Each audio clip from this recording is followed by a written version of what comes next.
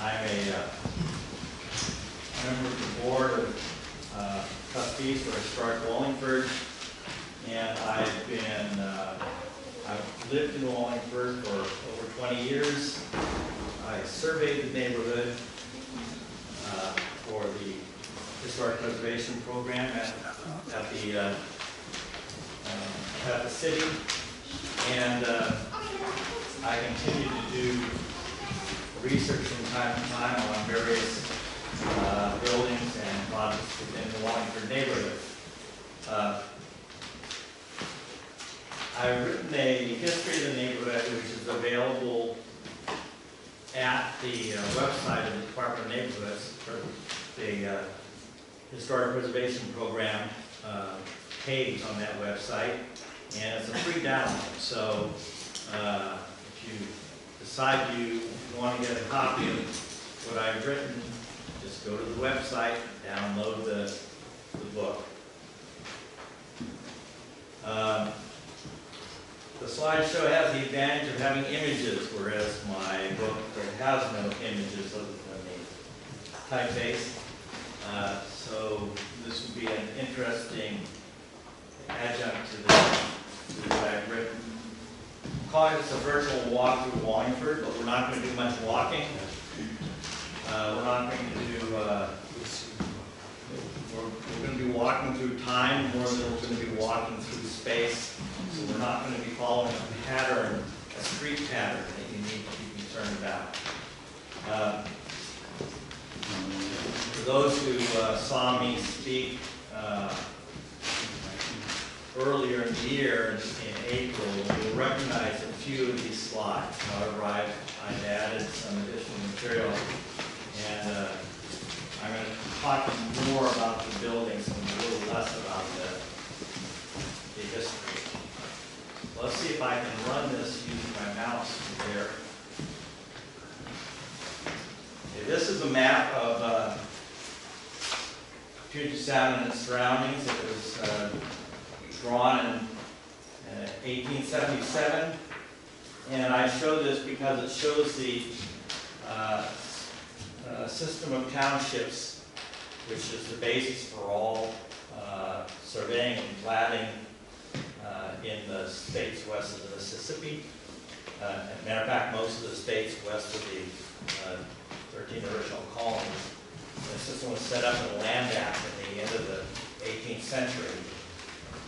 So this is, each of these squares is a township, and it consists of, it's 6 miles by 6 miles, so it consists of 36 sections. And this was the system used for dividing the land so it could be sold and developed as the nation moved westward. So we find ourselves by starting at the Willamette Meridian, which is right here, and that meridian passes near Portland, that's its name, and all the townships are measured by their distance from that meridian and also from a latitude that passes through the same point in Oregon.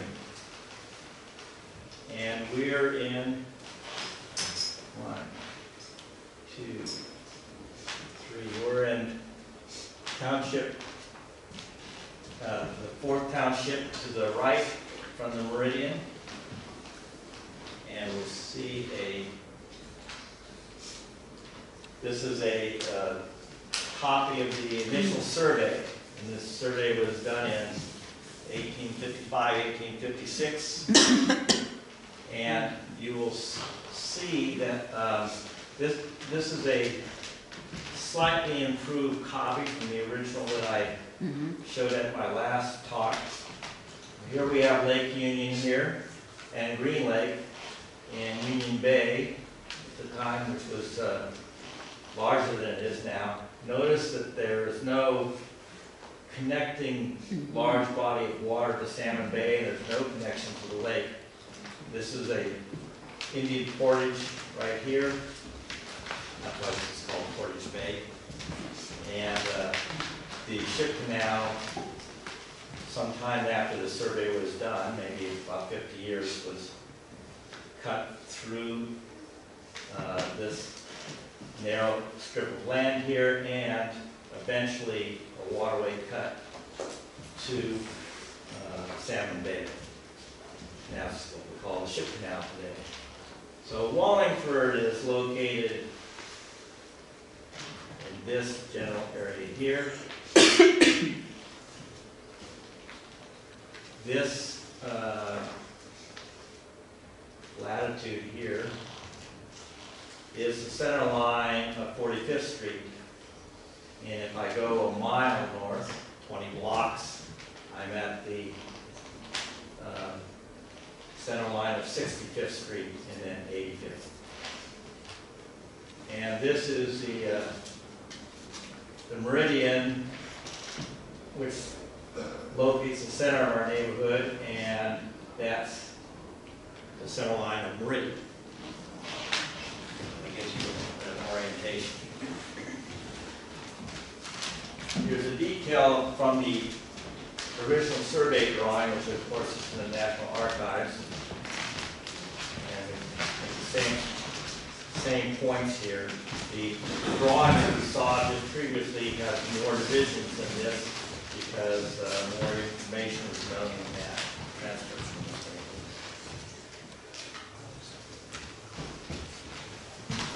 This is another drawing, probably done about 1889, 1890, and I know that because it shows the route of the Seattle Lakeshore and Eastern Railroad, most of which is now the Burke-Gilman Trail, so you can see that here. You can see in a couple places the railroad actually passes over water. The lake was a little higher and it extended and it covered more of the shoreline. And we can see that there's been some more divisions of the townships here, including these government lots, which are leftover pieces of the section. They're numbered and sold to individuals.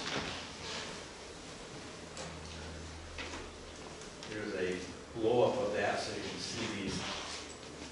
Here's government lot 1 in this section, 4, 3, 2, and 1 in this section. What did you call them? A government lot.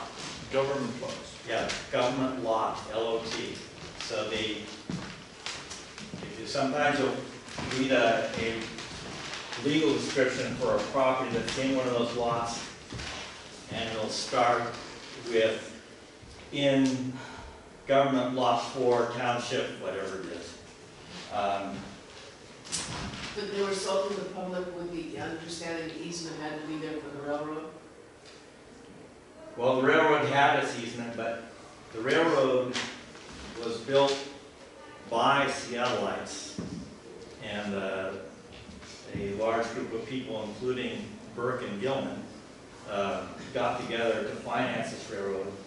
They were frustrated by the fact that the railroad came to Tacoma but not to Seattle. They want their own connection to the east, so they started to build this railway. And this railway eventually connects to the Great Northern System, and there is a line that would take you all the way into Canada. So this survey map was done by C.M. Anderson Engineering about 1890, and the lake shore and the Seattle Lakeshore and Eastern was built 1885 to 1890. This is another version of that map, and on this map, the owners, the original purchasers of the government lots are shown. And there are a lot of names that are not terribly familiar here, but there is one that is, and that's C.P. Stone, Corliss Stone. So he owned these two sections, and these two government lots, and these government lots. So he had a lot of the neighborhood south of 40th, and including Latona, what eventually became Latona. There are some other familiar names. this is a mistranscription. It says Dexter Horton, but that's Dexter Horton. Charles Waters had a large area up here in what became Woodland Park or Greenland neighborhood, or Greenwood. Some of these other names will be more familiar to people. These Mr. Weed and Mr. Cypries were important in the development of the Greenland neighborhood.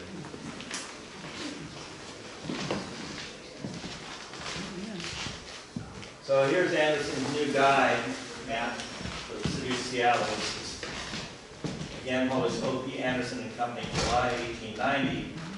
And here we see the initial flats in color so we can distinguish them.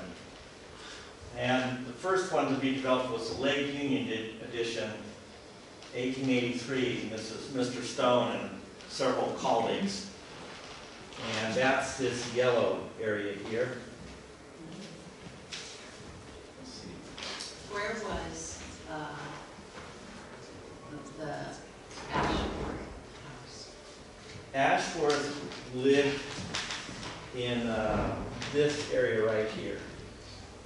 So he wasn't in the Lake Union edition, he was a little bit farther away. And his original property, which he purchased from Stone, he and Stone went together to develop this area here. Which is to the west of Stoneway? It's east of Stone Way. It's very near where the transfer station is. Okay. I don't know the exact location of the house, but he was important in several ways. But one thing I want to point out about this map, this green property here, which was originally purchased by a guy named Strickler, it was sold to a partnership, Denny and Hoyt. This is the Denny and Hoyt edition, which is Fremont. So that's Strickler who disappeared. Nobody ever could find him again. Well, I think I don't know a lot about his personal history, but I don't think he disappeared necessarily, but he did sell his property there, or at least he worked with Denny and Hoyt to develop Fremont. So you can see there's a distinction here. Stone has a lot of property up in here. Does that go up to 45th? Is that the top of Stone edition? 45th would be here. Yeah, okay. So we're probably talking more like, the streets get uneven as you go south of 45th. So this is not 40th. 40th would probably be a little bit north of there. But this area here, Stone Way, would move up through this unplatted area. So that area is one of the last areas of the neighborhood to be platted. And Stone had his home here, about where the Bank of America is. And I've never read an explanation for the lake development there, but I assume since that is in a valley between the new neighborhoods, there's probably can. And if you're down here near the lake, you can see that sometimes the surface of the land behind the buildings is lower than Stone Way. So There's lots of springs in that neighborhood even today. yeah, and the original people who lived here, including William Ashworth, William Ashworth's daughter in particular, talked about their only neighbors when they moved in being Native Americans, and they knew them because they were fishing in a stream that was in there. So this was platted in 1883, though I don't think much development happened. In fact, the big period of development here was 88 and 89, and you can see by the list here. Edgewater additions, the Stone and Ashworth put that together. That's this purple area here. The Latona addition, which Mr. Moore developed for Parlor. Wallingford's division of the Green Lake addition, 1889. That's this purple area here.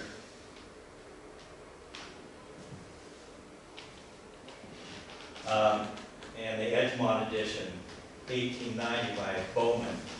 That is right along here.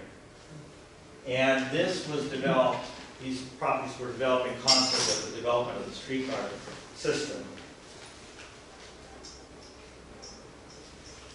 So here's a bird's eye view done about 1885 of Seattle. And you can see that at the north end of the lake, there's one house right here. I think that's Ashworth's house. So he had a pretty long commute for groceries. He rode across Lake Union and then walked into town. What year is this? About 1885.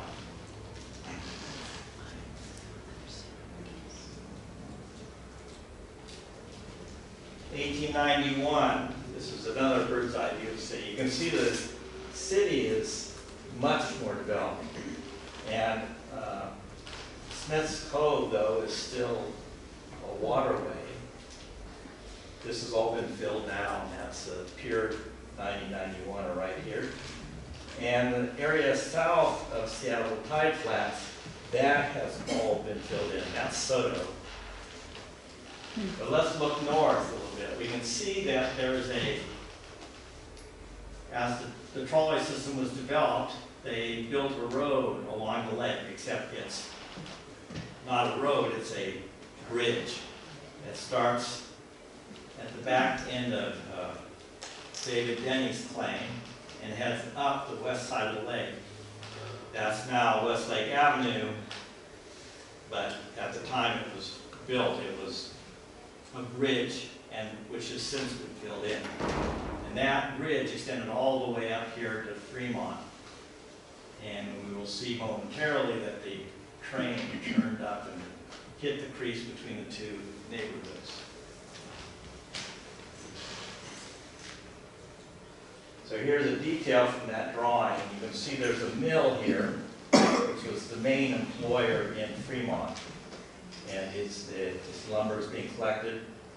It's been logged off the neighborhood here, and we can see that the trolley system comes up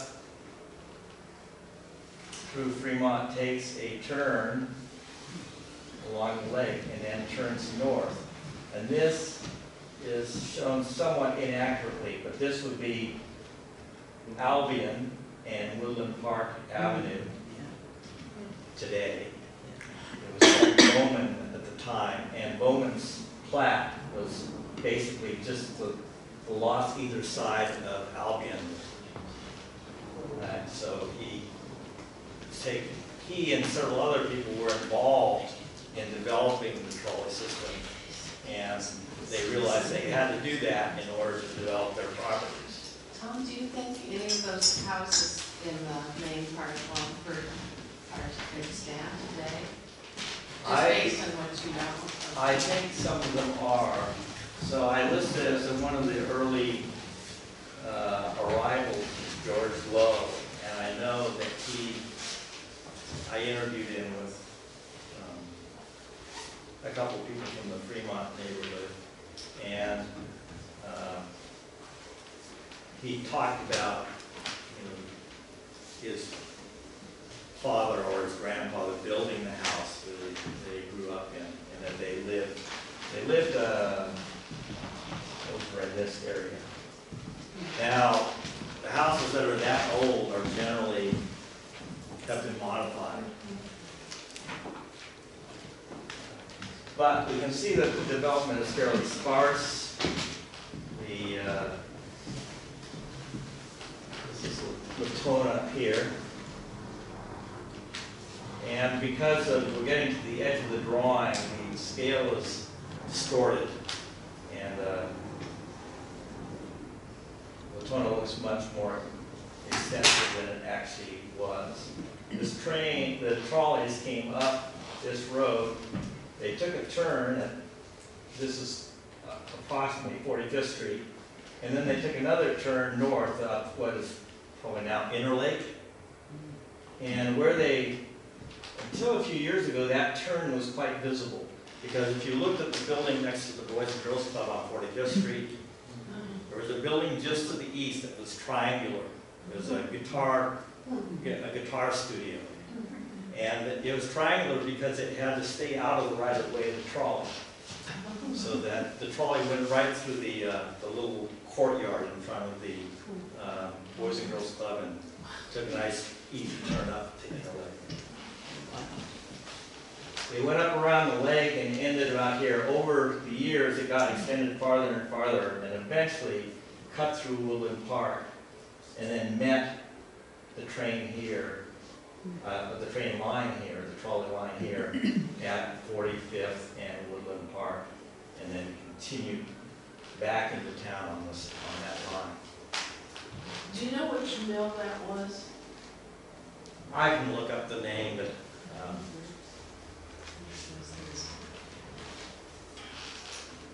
kind of with Einstein, I never try to remember something I could look up. So this is a road map developed about the same time as about 1890.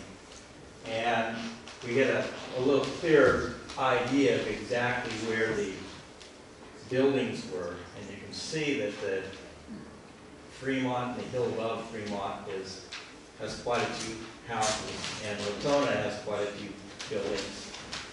Wallingford, there's buildings, but they're kind of scattered around. They kind of had a general idea where the streets were, but there were no streets. It was a big muddy mess. What year is this now? No, about 1890. There's a date over here, but I've managed to cut off the image. Ballard, of course, at this time is an independent development and remained an independent city until about 1910. And the Ross neighborhood is now part of Queen Anne. Ross is named for a man, Ross, who lived there. It's an interesting University Village, the sort of swampiness that's indicated.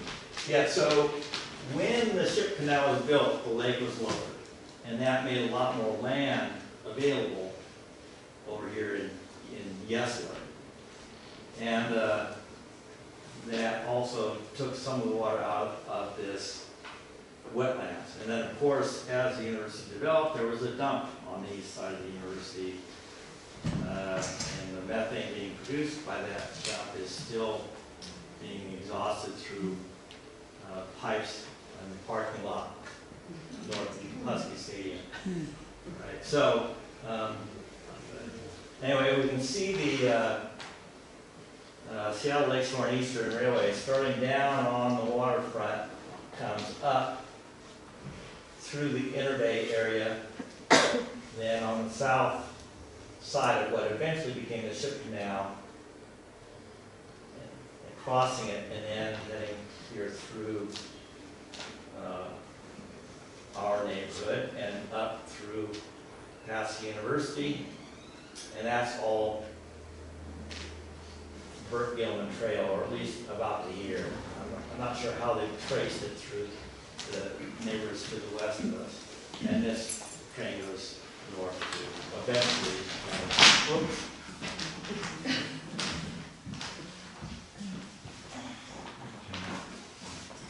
And this is going to take a while to do, I guess.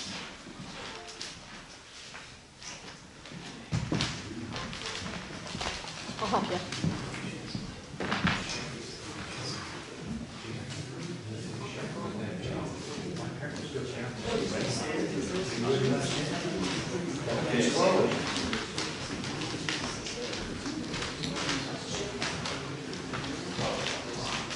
Question, do you know when the Harrison's edition was divided or developed? The Harrison edition, I would have to look it up. What is the general area? What streets bound? Thackeray and 45th? What? Thackeray and 45th? Thackeray and 45th. That, the areas along 45th, I don't think they got platted in until the very early years of the 20th century.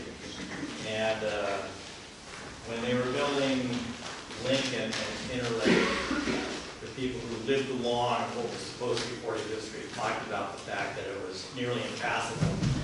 And they were still pulling trunks out of the right of way as they were building the schools to get access. So is that going to So read? come on. Okay. And when you say plat, they platted. What does that mean? Yeah. So what happens, a person buys a piece of land and they want to develop it for urban use or suburban use. They want to divide it into small parcels that they sell to individual homeowners. And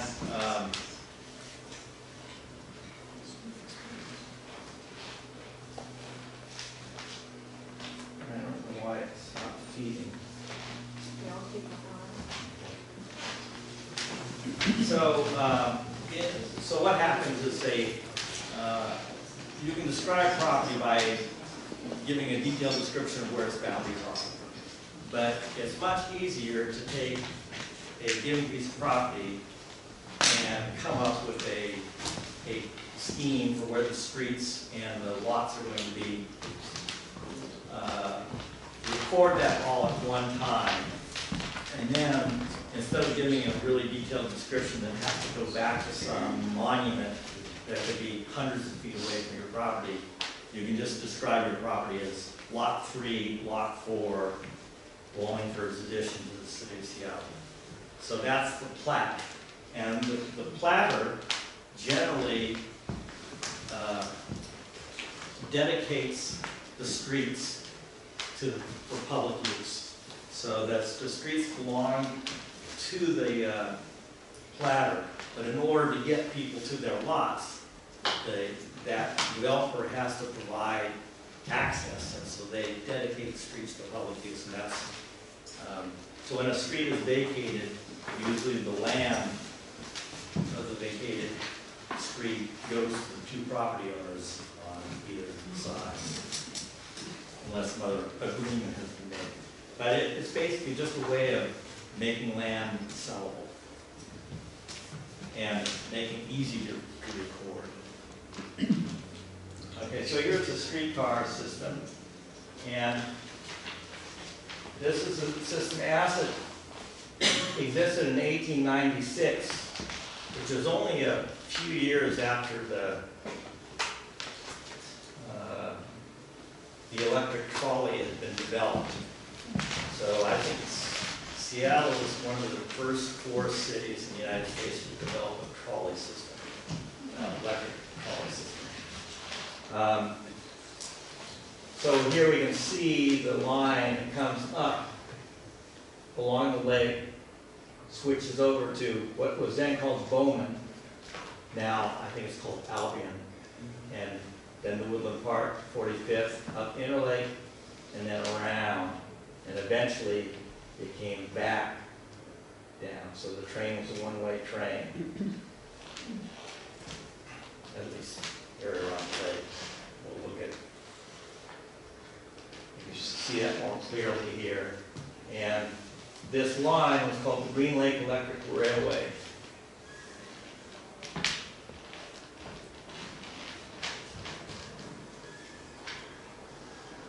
So 1911, here's what Wallingford looked like. And we can see the gas plant has already appeared. And this piece of land at the bottom is just a small piece of one township, and Bert and a couple of his cronies bought that whole area down there and developed the gas plant. So coal came into the lake from up near Coal Creek. Black Diamond came through Lake Washington, and then eventually it was carried by portage, or eventually through a slough down through the Portage Bay area and then into Lake Union and delivered to the site. This building right here, I think this is the cannery, and I think it's still there. It's a multi-use building. And here you can see this happens to be a temporary, we'll call it temporary, stoneway bridge. And this is, you can see that there's trestles here that are carrying streets and probably the railway across this little inlet of water. The Good Shepherd is already here. The Interlake School, which is now the Wallingford Center, is already here. You can see, though, that there's patches of land where there's no development, so there's nothing here. And if we had a good view of 45th Street, we see the development along 45th Street is a little scanty. Is that Wallingford Avenue that comes down to the lake? I have to go back.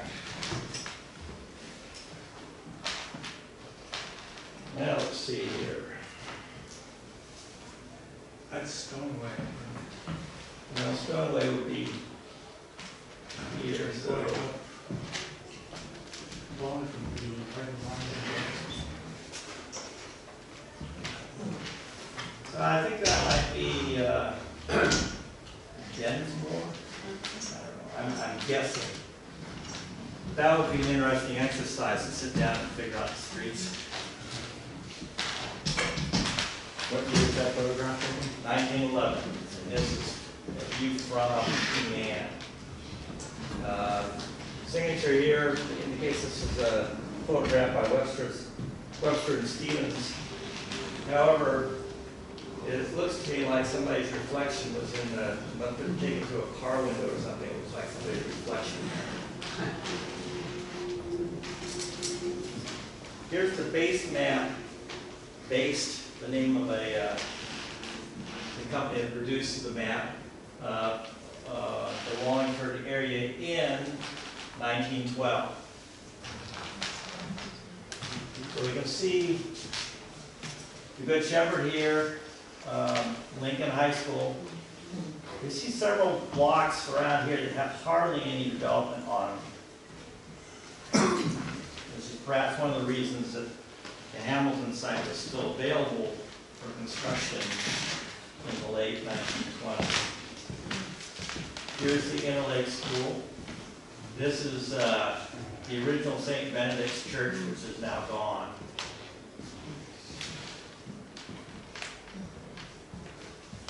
All right, so let's see. Here's Wallingford's addition. John Wallingford is the developer, was a city council member, and also one of the gang of people that was always working to extend the trolleys and make the neighborhood more accessible so that you could sell property. One's tempted to believe that this is Aurora, but actually it's just a crease in the book. And I believe, let's see if I can find Aurora. This might be Aurora, but I'm not quite sure. So, Aurora Avenue North, or it was really a boulevard when it was built, didn't appear until almost 1930 as a thoroughfare. And that, of course, depended on the bridge being built. We can also see that there are lots of small structures along 45th Street, but there are a few blocks that are not, even at this date, are not terribly well developed. And here's, and if we were able to see Lower Stoneway, we would see that there's not a lot of development there.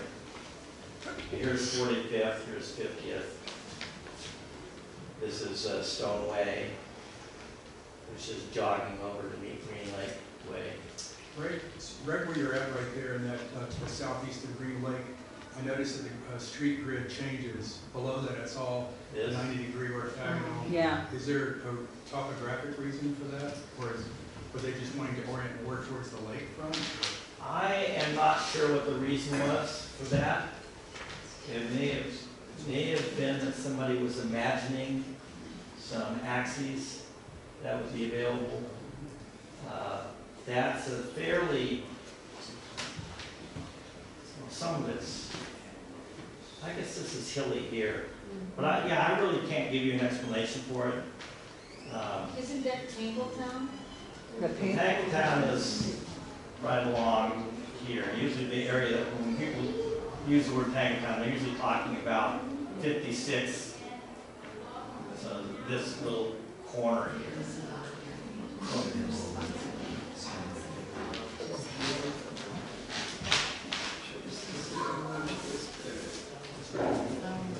So, Interlake Public School, the first public school built in the Wallingford area, and at the time, the area was not known as Wallingford. And I have a theory for how Wallingford's name got appended to the neighborhood, but I'll talk about that in a moment. But there was some debate at the time about what the schools would be called, and Interlake was chosen because it was about midway between Green Lake and Lake Mead. The architect of this building was James Stevens. It was built in 1904.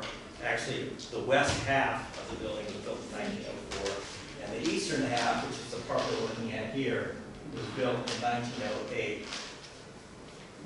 Stevens was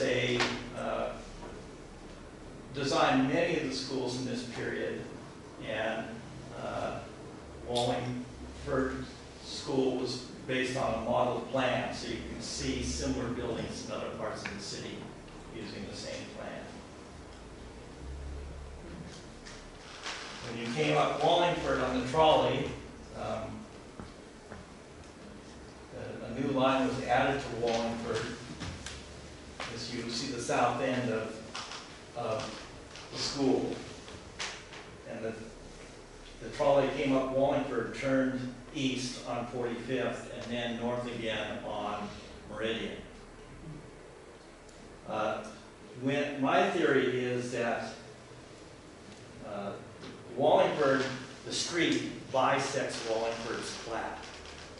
And so I think that's how the street got its name. And I think the neighborhood got its name because people taking the trolley were taking the Wallingford trolley. You get on the trolley, went up Wallingford. Now, some older residents think of the area north of 45th as being a slightly different neighborhood called Meridian. And this is why, because the trolley was on Wallingford up to 45th Street, then went 4 blocks east and went up, turned north again on Meridian. I think that's how the names of those neighborhoods came to be. Latona School, James Stevens again. The wood building was the Stevens structure, and it's also a very early structure in Wallingford, 1906. It was preceded by 2 other buildings, one of which was located on another part of the current school property. The 1917 addition by Edgar Blair, which is the masonry building, was removed in, I think, about 1990. I'm guessing there. But that also was a model school, and the Seward School in the Eastlake neighborhood, the masonry portion of that school, is built on the Blair line. So Latona School and the Wallingford School, or the Interlake School, now the Wallingford Center, are both City of Seattle landmarks, as is Lincoln High School, another building by James Stevens. Though the building we're looking at is the only part of the building built by Stevens, I think. There were additions in 1911, 14, 31, the gymnasium, library addition was added, and 58, the shop spaces on the southeast corner of the site were added. And of course, this whole structure has been modified twice in the 1990s, and again in the early part of this century. So we're almost lucky to have the facade still standing. And the Good Shepherd Center, House of the Good Shepherd, built 1906 through 07 by a partnership that only existed for a few years, but did a lot of work for the Catholic Church. That's Roger and Bogan.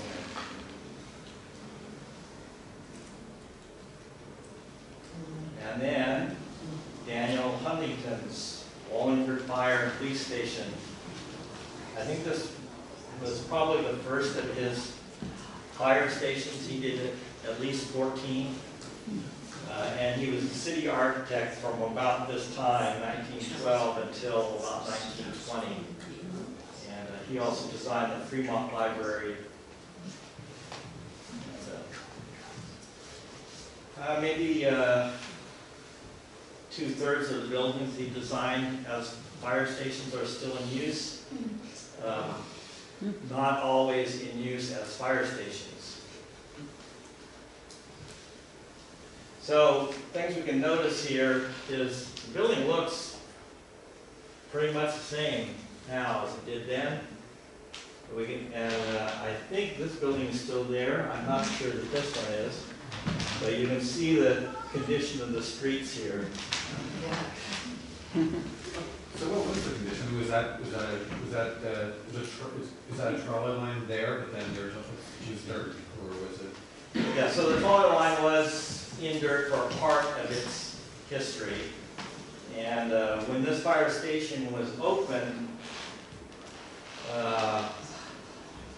the fire bell rang and harnesses were dropped on the horses. The equipment was horse-drawn out of this building.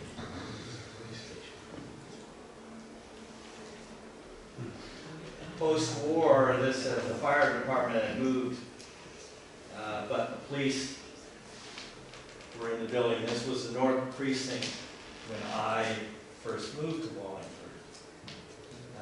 North Precinct has now moved up to Licton Springs. But there's quite a collection of police vehicles here. What is it used for now? What is it used for now? It's the 45th Street Clinic. So this is what it looked like on Friday. Just in case anything's changed. Located at Densmore and 45th Street, I consider this the western end of the original business district on 45th. So this building was built about in 1912, and it's always been called the Wallingford Fire and Police Station. But if you look in the Folks Directory, that is about the first time that the word Wallingford is used for anything other than the name of an individual. So that's about the time I think the name started to become applied to the neighborhood. So we're going to look at a lot of houses now, and I'm going to talk a little bit about the styles. So this is an early house, and I know that not because I dated it, but because it's a vernacular style. And this is a Holman Parlor house with a partial upper story. So there's basically, it's originally a room deep and 2 rooms on the main floor and a loft for sleeping or storage. And then over time, these are almost always had an addition added to the back, and you can see the addition here. What does vernacular house mean? Vernacular is it's usually a house that's not designed by a professional, and it usually follows a pattern that has been developed over time. So this Holman Parlor house was a house that goes back to England, but developed in the United States. Is usually the first residence that people would build for themselves. Log cabins often were built on this pattern.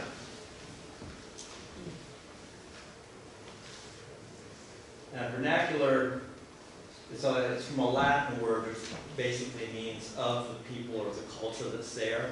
So it's generally a pattern in the culture that's used by builders. So you would hire a builder to build your house, and you're always going to get basically the same house because that's the house he knew how to build. And Is that house gone now? no, I'm not sure. I didn't go to check the address, but I do. We can, on your way home today, you can see it's still there, 2305 North 39th Street. This photograph was taken in 1975. I think it's gone. And it's in the. What year do you think that home dates in? It could be as late as 1930, but usually vernacular houses are rare after the turn of the century. Okay, this is a house that started as a vernacular house, turned into a very elaborate structure in the 30s and 40s, and now has been subdivided. I think there's at least 2 living units, maybe 3 in this house. But the reason I like this house is because I'm pretty sure that Captain Densmore lived here. I haven't been able to prove it yet, but I'm pretty sure it's a Densmore residence. And Densmore was a boat captain. He was one of the guys that was running coal on Lake Union. And of course, he's the person for whom Densmore is named. Where is this house? 38th and Desmond. This is another house, Will 40th, which is a gable front vernacular house with some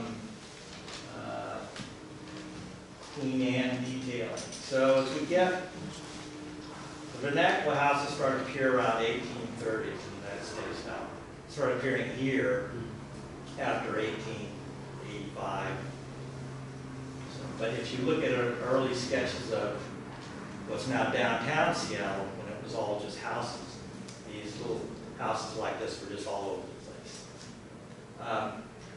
And over time, some detailing has been added. So you can see these little wood filigree patterns here in the corners.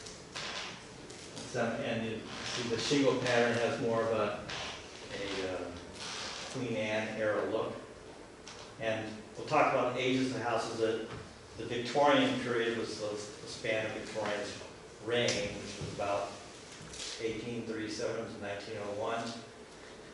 But over that period, lots of different styles were popular, beginning with the vernacular, but going into a wide variety of styles and ending mainly with the various forms of the Queen Anne.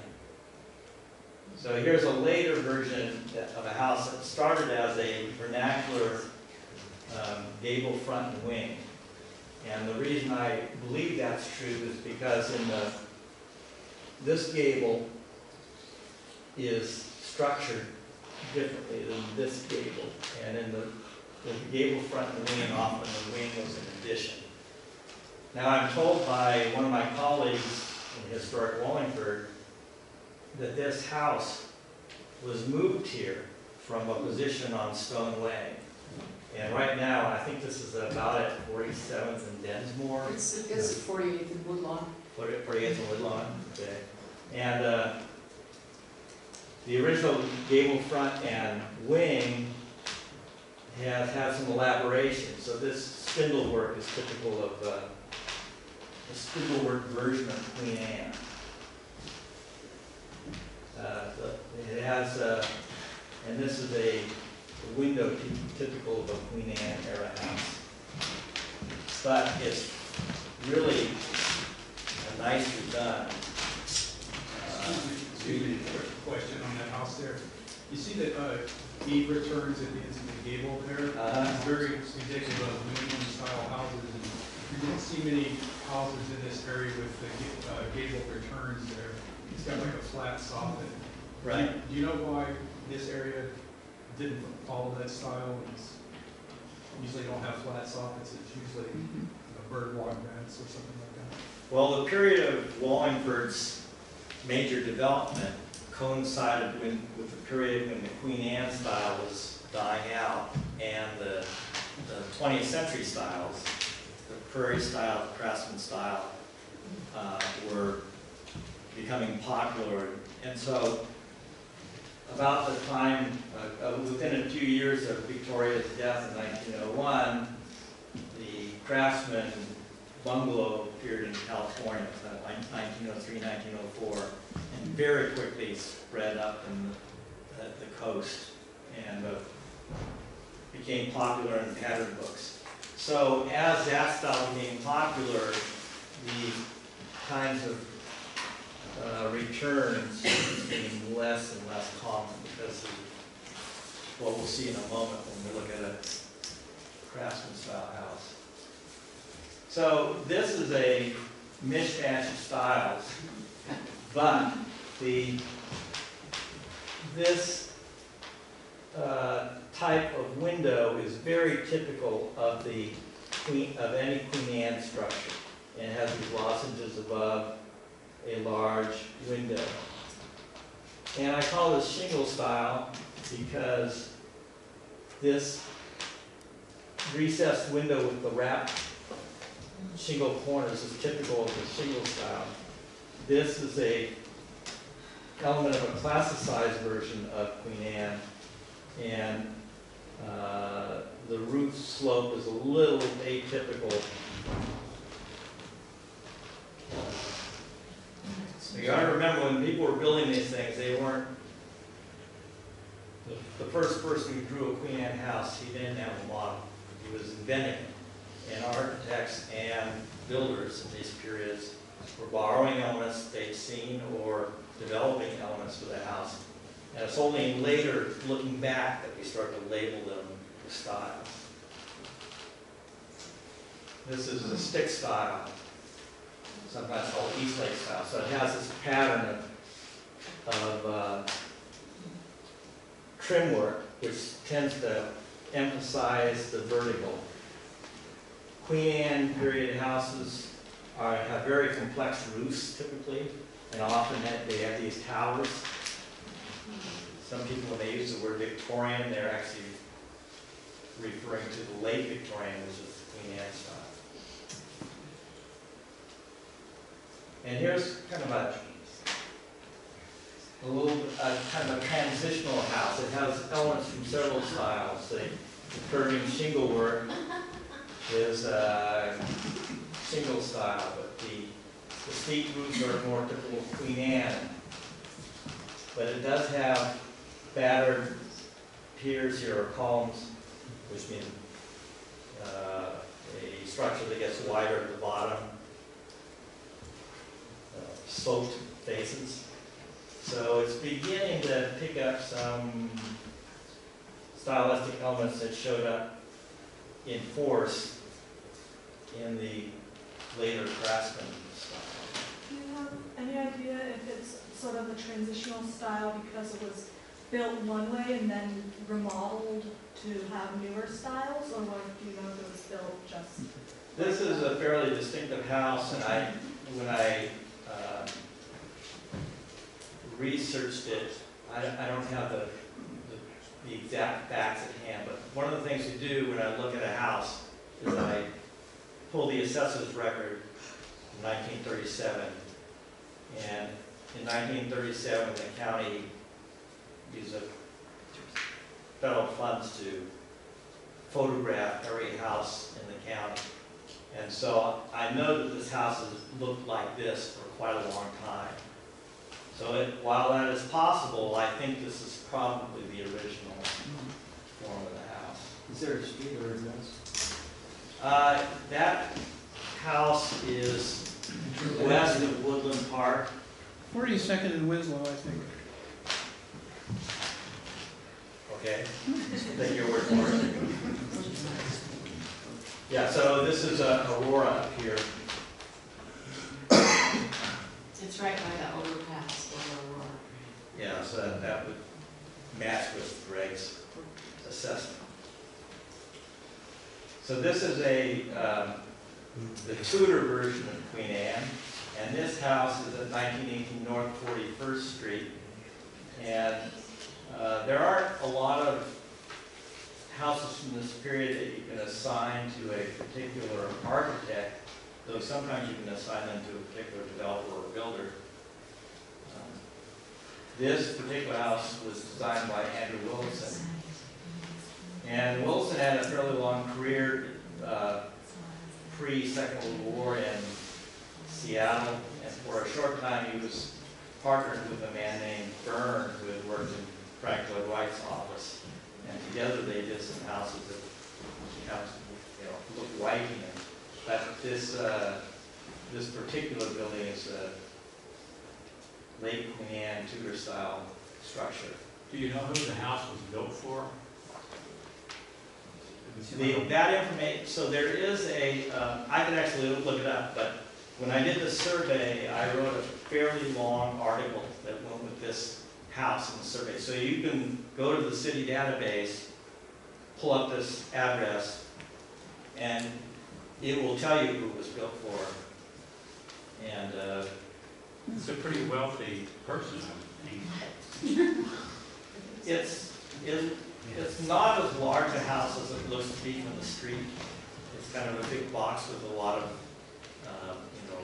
little extrusions added to it. Here's a picture taken in 1975 for all the trees obstructing the views.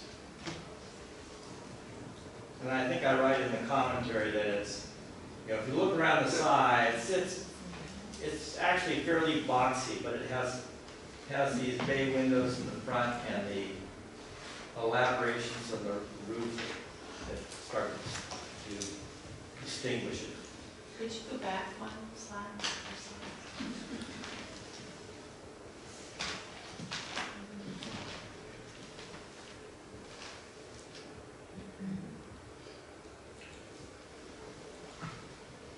And then this is another Tudor-like residence. This is the Bittman residence, which is over on 4625 East Lake Avenue. And this covers 3 lots. And Bittman was the first resident, and the second resident was a dentist who lived there quite a few years, and only died a few years ago. And we're fortunate to have this photograph. The house is pretty, or at least the last time I drove by, it was pretty hard to see because of the overgrown yard. Question. Bittman was a fairly prominent architect in Seattle. Did several large buildings downtown. He also did a couple buildings on 45th Street. Which ones? Well, you know the building used to be Nicola's? It's Yes. now Yes. Sushi and Wrap Amigo.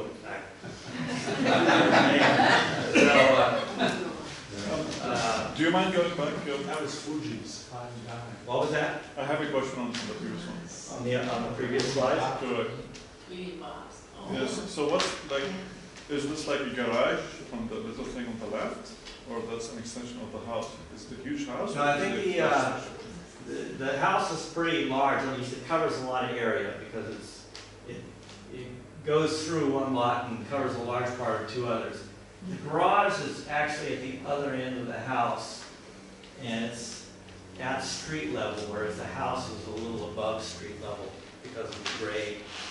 I think they had a garage in the alley too. Yeah.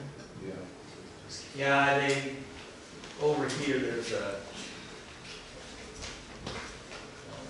so there's an alley running along the south elevation of the house. The street's either side, I think.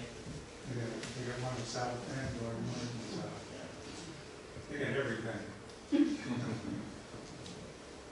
So this is a classic box at 4233 Meridian, and this was an elaborated version, which in the eyes of the people who are building these, they regard this as a Spanish style.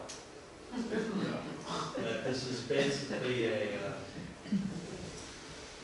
large box, usually a 4-square, but it has these bays on the corners, and usually a porch that extends out from the structure. Was that house always an apartment? Excuse me?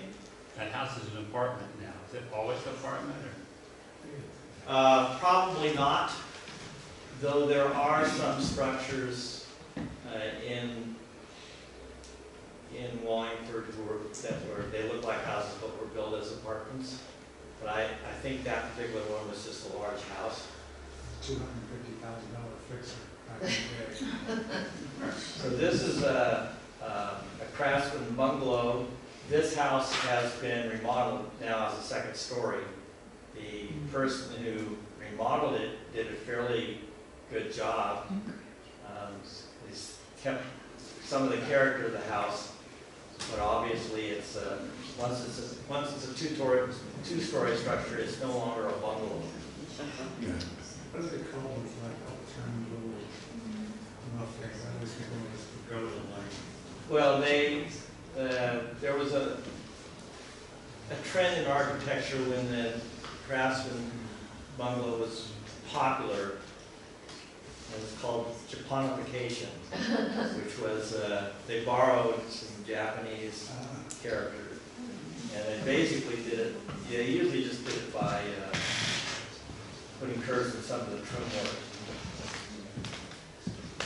So I don't know who the author of these houses is, and but it was common for builders to build groups of 3 or 5 houses at a time, and I suspect that was done here. And some of the popular builders in the neighborhood were Gardner Gwynn and Stephen Berg, and the name P.E. Wentworth shows up on a large number of permits for as a designer and builder in Wallingford. P stands for Pearl, which I think is why he always uses the initials.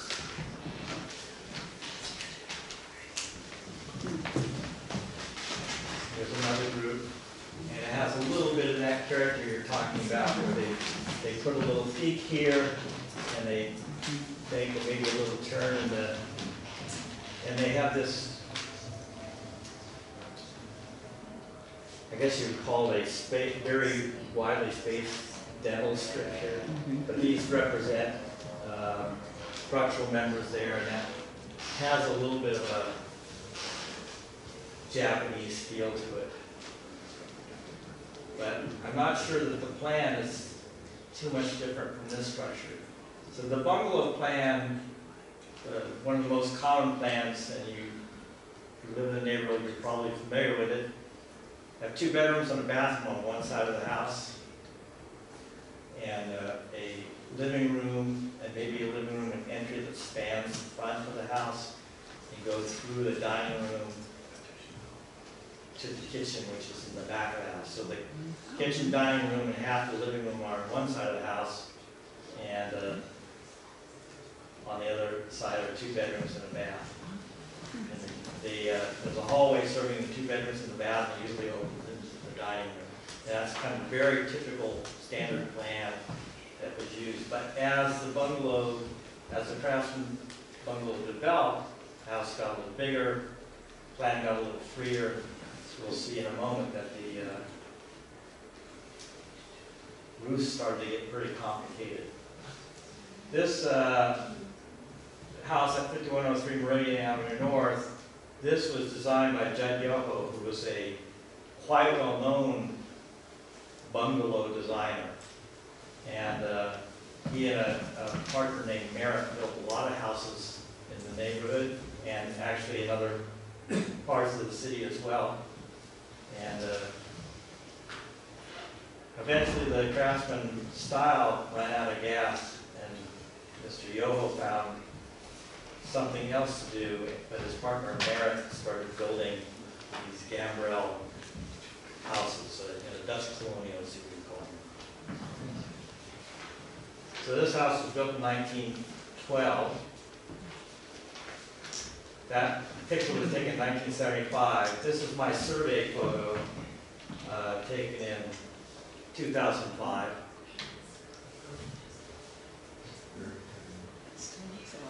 Where's, you know where that's located?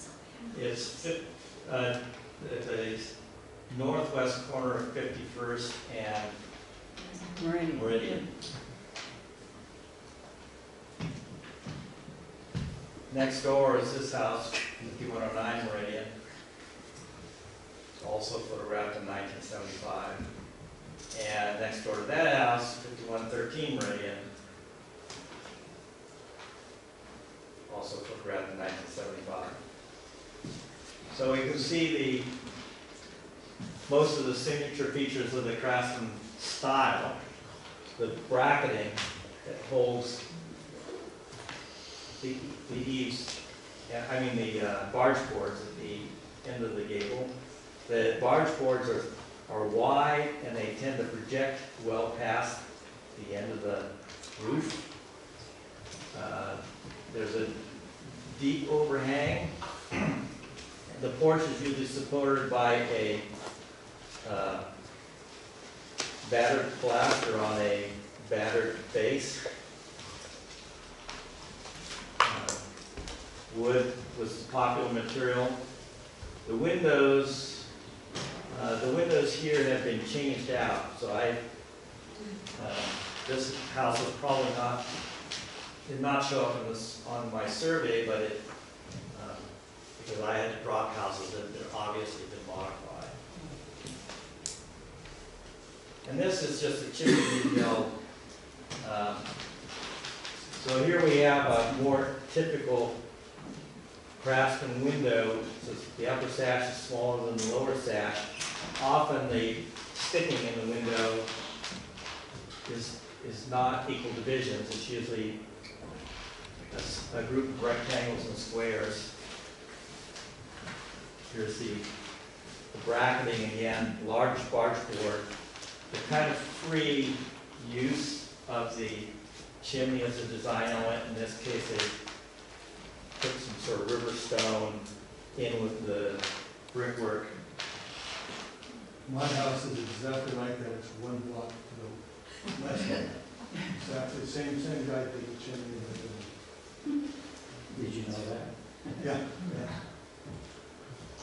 How do you spell barge board? Barge board, B-A-R-G-E, and B-O-A-R-D. What's the purpose of the barge board?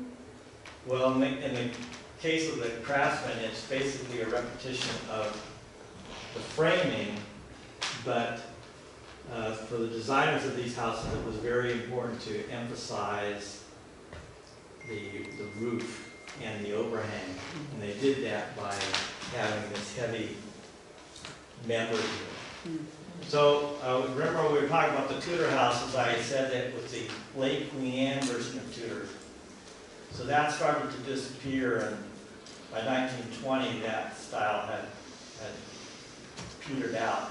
But in the 20s it was replaced by a more austere version of the Tudor brick or the half timbering, but with very thin members at the eaves and at the gables, as opposed to these very wide members and with much less of an overhang. So that's a big distinction between those two versions of the style. Yes. How many bungalow Craftsman houses incorporated as is functional when they were built? It looks to me like a lot of people, done something with the athlete. Well, houses throughout the city during the Second World War, there was an acute housing shortage because people were coming to Seattle to build airplanes. And But there wasn't a lot of money to spend building houses, so what happened is a lot of attics got developed during that period, in the late 30s through the 40s, and especially during the war years. And bungalows, generally, the attics were not intended to be developed, but they were developed in that period. Hey, Tom. They were used as attics originally, like storage attics? Storage attics for just a place for the framing to reside. Yeah. Tom, we're coming up on our time here pretty quick, so, Okay. yeah. So here's a late development of the Craftsman concave roof. Still using a somewhat classical version of the window. You can see the upper sash is smaller. And here's another Craftsman next door, more bungalow. So you point to the barge board before you do that. Barge board is just this big I wide just appreciate board. it's a new word to me, yeah, thank you.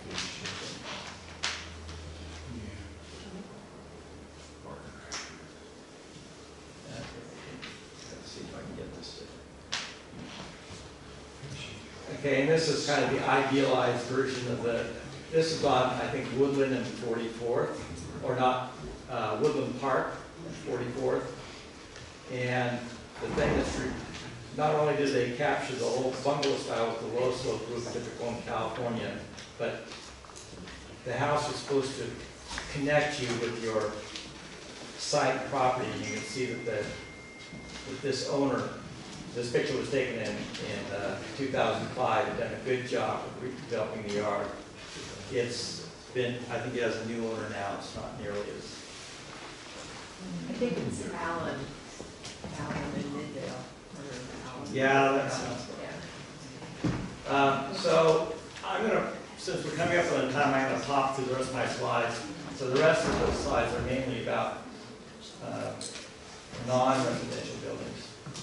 So these corner groceries showed up. Now this one doesn't seem to be particularly related to a trolley line, but in general they are. But this one is a particularly attractive one. So shop space below, a residence above, now probably an apartment. This one everybody knows, this was the Dern grocery, then the Dern Good grocery, now it's Irwin's.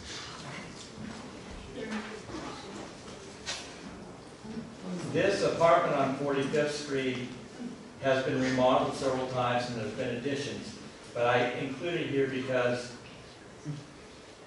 I think it's one of the oldest apartment buildings in the city. Somebody wrote a book about Seattle apartments, and she starts in the 1920s. And feels like there weren't very many apartments in town before that time. But this building, I think, has been here in some form since about 1909.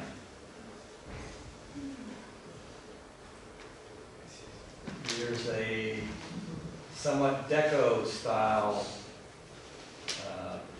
top front. This building has been here since the 20s. These are additions. There's at least two additions that were made. And this has a prominent position because it's at Wallingford and 45th, which is that jog in Wallingford. Makes this corner kind of important. Food Giant is across, or the Wallingford UFC is across the street. And the space here that's now a laundry was for many years a hardware store. And the owner of the store, I think his name was Slater, was a prominent community leader as well as a prominent business person.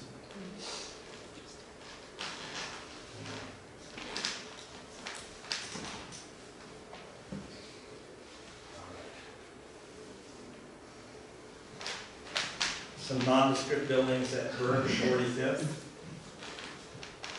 And these buildings have been here since about it's now called Vintage Wallingford. I'm not sure, I don't think that's the original name, but, and then next door is the building now occupied by Wells Fargo, has been a bank probably since the 20s. And these buildings feature prominently in many of the photos taken in that period.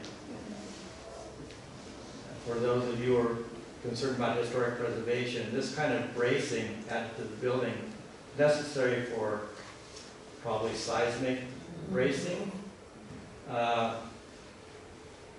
But we can get away with it because though there's a new structure that varies, that modifies the character of the building, it's removable. In other words, you can return to the building to its original appearance by removing them. Now, of course, if you remove them, you'd have to come up with an alternate system for lateral lobes. But and here we have the Sushi and Amigo, or whatever it is. And I think this is the building that, one of the buildings that Bittman designed in Wallingford. Fuji's fine with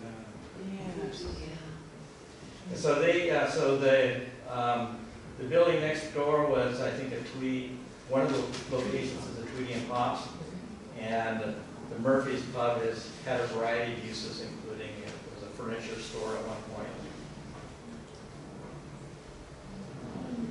The Guild 45th. Unfortunately, not enough left, I guess, for the Landmarks Board to make it a landmark. So Hamilton Junior High School, or Hamilton Intermediate School, this was designed by Floyd Naramore, who's one of the names, and has now been shortened to NBBJ, Naramore, Bain, Brady, and Johansson. But Naramore, working on his own, did a large number of school buildings in the 20s. And this was the first junior high school or intermediate school in Seattle. And it's a really nice, almost Georgian facade, very classical, typical of Naramore's work throughout the city. Here's an aerial view of the neighborhood in 1969. You can see Lincoln at its full development here. Here's Hamilton, and here's the Wallingford Center, and you can just see barely the Good Shepherd Center. This in the next decade would become Holly Park. This park, Wallingford playfield, would be extended, and all this housing here would be removed in order to double its size. And this was built at the insistence of the community, and it's one of those open properties. Remember, we looked at the early map, we saw that these blocks here were fairly open. And this was placed here intentionally to serve the 3 schools. And we can see the development along 45th Street, including the grocery store. And I think by this time it was a food giant. I'm not sure when the transition from Food Liner to Food Giant happened. This is the map. This was mapped for a community survey, and I think it had to do with some sort of recreational facility development. But the thing that was important to me about it is it shows a shift in the boundary from Albion and Woodland Park over to Stone Way as being the boundary between Fremont and Wallingford. And we see neighborhood north of 45th called Meridian here, and East Green Lake above 65th, I think that So is. this is prior to Aurora. That's not prior to Aurora, right? No, this is a map the city made that never took hold in terms of reality. Well, when the communities were built, when Fremont and Wallingford first developed, The area over to Albion, which is 2 or 3 blocks east of Aurora, was the trolley line and the kind of the center between the two ownerships. So Stone on the east, Strickler, and then later Benning Hoyt on the west. But for the purpose of this study, they defined the area differently. The study area is shown here. How did they rip out the trolley? The trolleys met their demise over a long period, but the last tracks were removed about 1940 or 41. And they were replaced by trolleys on wheels. And this is a big, this is a national-wide conspiracy where the car companies basically wanted to remove the trolleys. And it was easier to do it. It was easier to do in Seattle than most places because of some events that happened in the 20s. The Seattle trolley system was kind of in and out of insolvency for many years. And they were ready to, the city was ready to get rid of the trolley system. So here's the Meridian Playfield. What is now the Playfield. But this picture was taken in 1975, so just in the period when the facility was becoming public. There's a note about the Good Shepherd. The Meridian boundary was, for that purpose, moved to 45th in order to be able to use Meridian Playfield money on the playfield.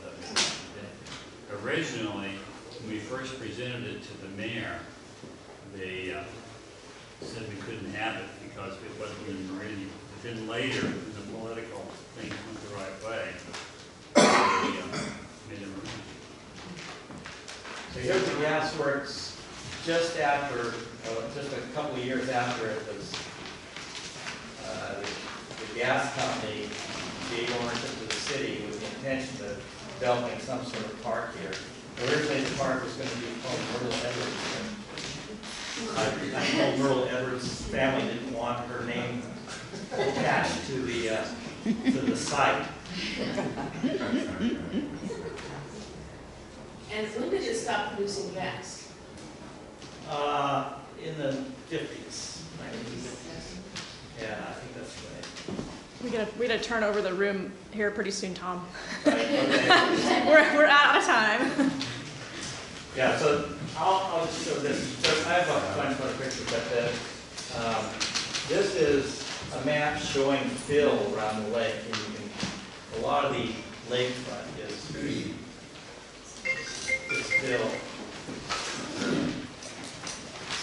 All right, so since I have to end this, I can stop right here.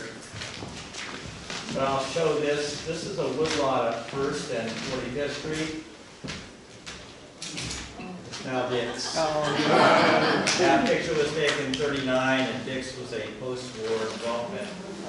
And Can you flip back one more time to the prior photo, 3 Dicks? you can see this building under construction here is now the stained glass shop. And this building here has an extension, which is the Cherry Creek window and door shop.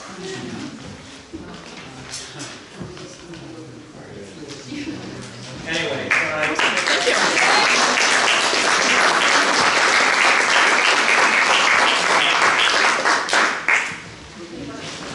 I guess while I'm thinking of the equipment.